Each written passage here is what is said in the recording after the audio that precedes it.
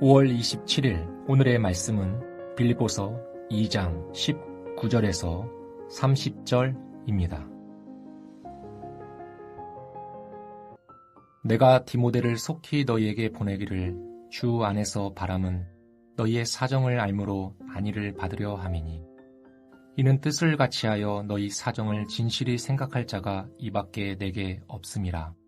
그들이 다 자기 일을 구하고 그리스도 예수의 일을 구하지 아니하되 디모데의 연단을 너희가 안하니 자식이 아버지에게 함같이 나와 함께 복음을 위하여 수고하였느니라. 그러므로 내가 내 일이 어떻게 될지를 보아서 곧 이 사람을 보내기를 바라고 나도 속히 가게 될 것을 주 안에서 확신하노라. 그러나 에바브로이들을 너희에게 보내는 것이 필요한 줄로 생각하노니 그는 나의 형제요 함께 수고하고 함께 군사된 자요 너희 사자로 내가 쓸 것을 돕는 자라. 그가 너희 무리를 간절히 사모하고 자기가 병든 것을 너희가 들은 줄을 알고 심히 근심한지라. 그가 병들어 죽게 되었으나 하나님이 그를 긍휼히 여기셨고 그뿐 아니라 또 나를 긍휼히 여기사 내 근심 위에 근심을 면하게 하셨느니라. 그러므로 내가 더욱 급히 그를 보낸 것은 너희로 그를 다시 보고 기뻐하게 하며 내 근심도 덜려 함이니라. 이러므로 너희가 주 안에서 모든 기쁨으로 그를 영접하고 또 이와 같은 자들을 존귀히 여기라.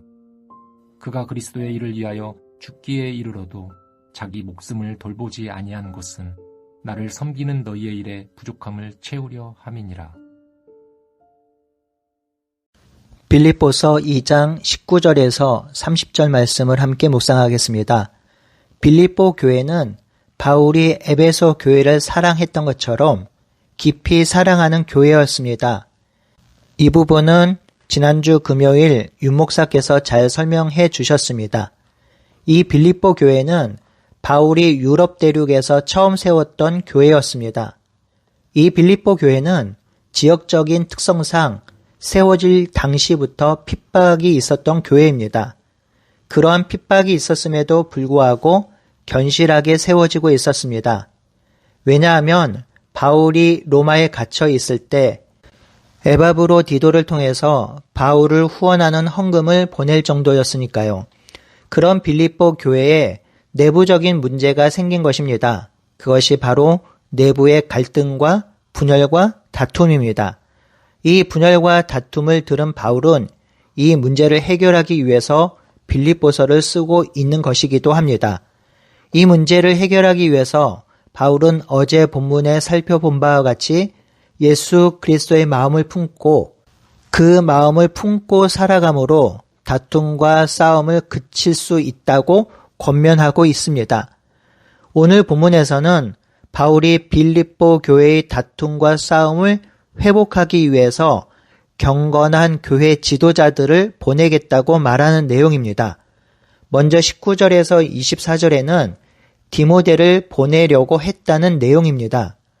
디모데를 보낼 계획을 세운 것은 디모데가 빌립보 교회에 가서 빌립보 교회의 문제를 해결함으로 그들도 기뻐하게 되고 그 소식을 바울 자신도 들음으로 기뻐하게 될 것을 소망했기 때문이죠. 바울이 디모데를 보내려고 했던 이유는 20절에 뜻을 같이하여 너희 사정을 진실히 생각할 자가 이밖에 내게 없음이라고 밝힙니다. 여기서 뜻을 같이 하여라는 의미는 같은 혼을 품은, 같은 마음을 품었다라는 의미입니다. 사역하고 동역할 때 가장 중요한 것이 한 마음을 품고 뜻을 같이 하는 것이지요. 이것만큼 중요한 것이 없습니다. 바울은 디모데가 자신과 한 마음, 같은 마음을 품었다고 하면서 디모데가 빌립보 교회에 가장 필요한 동역자라고 소개합니다. 그러면서 디모데가 어떤 사람인지 말해주고 있습니다. 먼저 많은 사람들이 자기의 일을 구하고 예수 그리스도의 일을 구하지 않았지만 디모데는 연단을 받음으로 자식이 아버지에게 하듯이 바울과 함께 복음을 위하여 고난을 받으며 수고했다고 합니다.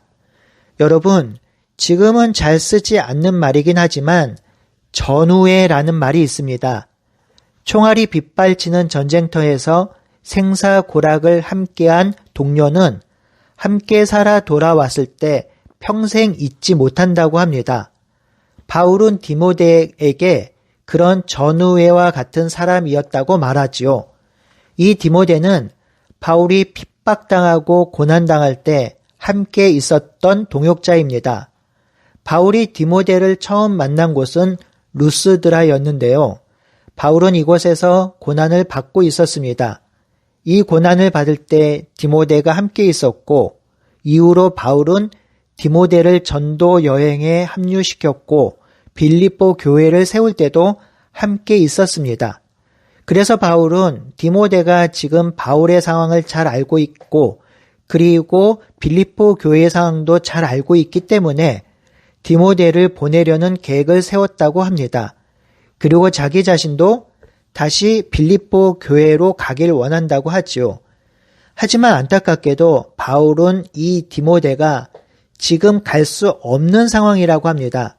정확한 이유를 알 수는 없지만 감옥에 갇힌 자신을 도와야 하는 형편 때문인지 어쨌든 디모데가 지금 갈 수 없어서 대신에 지금 에바브로디도를 보낸다고 하는 것이지요. 25절에서 30절은 바로 에바브로디도를 보내면서 그 이유를 설명하는 내용입니다.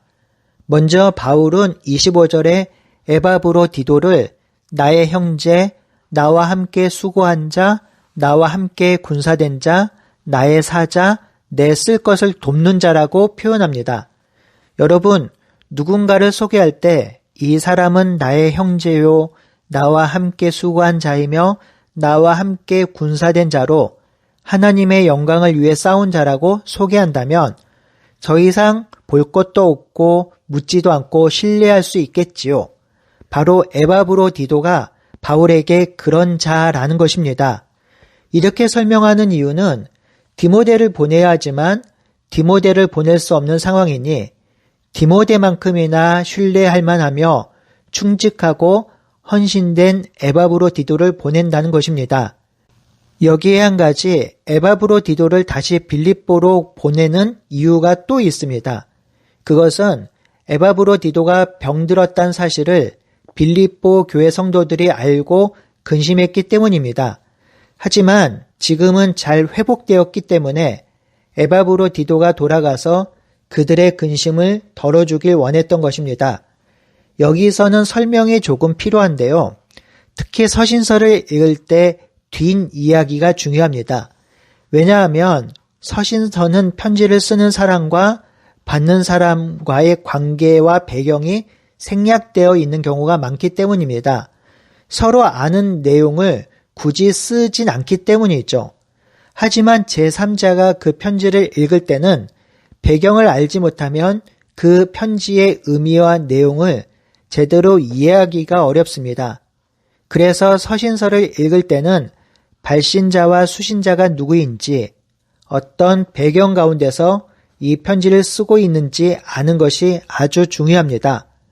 바울이 로마 감옥에 갇혀 있을 때 빌립보 교회는 바울을 돕기 위해 헌금을 보냅니다. 이 헌금을 바울에게 가지고 간 사람이 바로 에바브로디도입니다. 그런데 가는 길에 에바브로디도가 아팠습니다. 빌립보에서 로마의 감옥까지 가는 거리는 약 1500km였고 왕복으로만 2달 이상이 소요되는 거리였습니다. 바울에게 가는 동안에 에바브로디도가 병들었다는 소식을 빌립보 성도들이 듣게 되었고 매우 염려하였습니다. 지금처럼 핸드폰이나 카카오톡이 있었다면 실시간으로 상황을 알 수 있었겠지만 당연히 당시에는 그런 도구가 없었습니다. 오직 인편으로 전달되는 편지에 의존했기 때문에 아프다는 소식을 듣고 그 다음 소식을 들으려면 적게는 며칠에서 많게는 몇 달 동안 소식을 듣지 못할 수도 있었습니다. 그래서 바울은 에바브로디도의 상황을 빌립보 교회에 알리기를 원했습니다. 그 내용이 26절에서 27절입니다. 빌립보 성도들이 에바브로디도를 염려하고 근심하게 되었고 그는 병들어 죽게 되었으나 하나님이 그를 긍휼히 여기셨고 또 바울 자신을 긍휼히 여기셔서 에바브로디도를 살리셨다고 말합니다. 그래서 바울은 내 근심 위에 근심을 면하게 되었다고 고백하지요. 바울에게 있어서 에바브로의 아픔과 질병은 근심 위에 근심이었습니다. 얼마나 걱정이 되었으면 그런 표현을 썼을까요? 중요한 것은 그가 지금 회복이 되었고 1500킬로나 되는 길을 다시 걸어갈 수 있는 몸이 되었기에 바울은 그를 빌립보 교회에 보내면서 에바브로디도를 기쁨으로 영접하라고 권면하고 있습니다. 그러면서 이런 헌신적인 자들을 존귀히 여기라고 합니다. 마지막으로 바울은 에바브로디도에 대해서 한 가지를 더 설명합니다. 30절인데요. 그가 그리스도의 일을 위해 죽기까지 복종한 것은 또한 자기 목숨을 돌보지 않고 헌신한 것은 바울이 하나님의 복음을 위해 헌신한 일의 부족함을 채우기 위함이라고 합니다. 이 말의 의미는 바울이 복음 사역을 감당할 수 없었던 사역의 공백을 에바브로디도가 훌륭히 메꾸었다는 뜻이지요. 그래서 바울은 에바브로디도를 디모데 못지않게 훌륭하고 귀한 동역자라고 말하고 있으며 그를 환대하고 기쁨으로 함께 복음 사역을 감당하라고 권면합니다.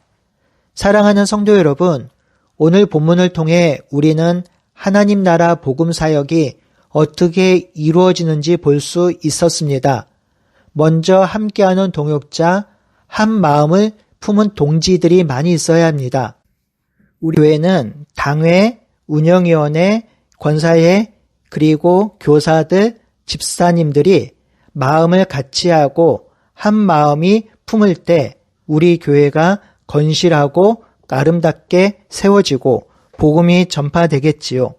또 하나는 성도 한 사람 한 사람이 복음을 위해 목숨을 내어놓으며 복음과 함께 고난받을 준비가 되어 있어야 한다는 것입니다. 디모데와 에바브로디도는 처음부터 사역자는 아니었습니다. 하지만 바울을 만나 회심한 후 함께 동역하면서 사역자로 헌신하고 함께 고난받는 종이 된 것입니다. 이렇게 복음을 위해 순종하고 한 영혼을 위해 헌신하는 성도가 많을 때 교회는 온전히 세워지고 복음이 흘러가는 역사를 감당할 수 있게 되는 것이지요. 또한 교육자와 성도들 사이에 사랑하는 관계가 있어야 합니다. 교회는 사랑의 공동체입니다. 이 사랑은 교육자와 성도들 사이에서 시작됩니다. 교육자와 성도가 서로 사랑하지 않는데 어떻게 성도와 성도 간의 참된 사랑이 일어날 수 있겠습니까? 오늘 본문을 보면 바울과 빌립보 교회 성도들 간에 얼마나 큰 사랑이 있었는지를 볼 수 있습니다. 사랑하는 성도 여러분, 우리 모두 한 마음과 한 뜻으로 동역하고 서로 사랑함으로 예수 그리스도의 몸된 교회를 아름답게 세워가고 복음을 전수하는 교회로 나아가길 함께 기도하며 헌신하는 우리 모두가 되길 바라고 소원합니다. 함께 기도하겠습니다. 하나님, 우리도 디모데와 같이 에바브로디도와 같이 그리고 바울과 같이 복음을 위해 교회를 위해 한 마음을 품고 더불어 동역하는 우리가 될 수 있도록 인도하여 주시옵소서. 예수님의 이름으로 기도드리옵나이다. 아멘.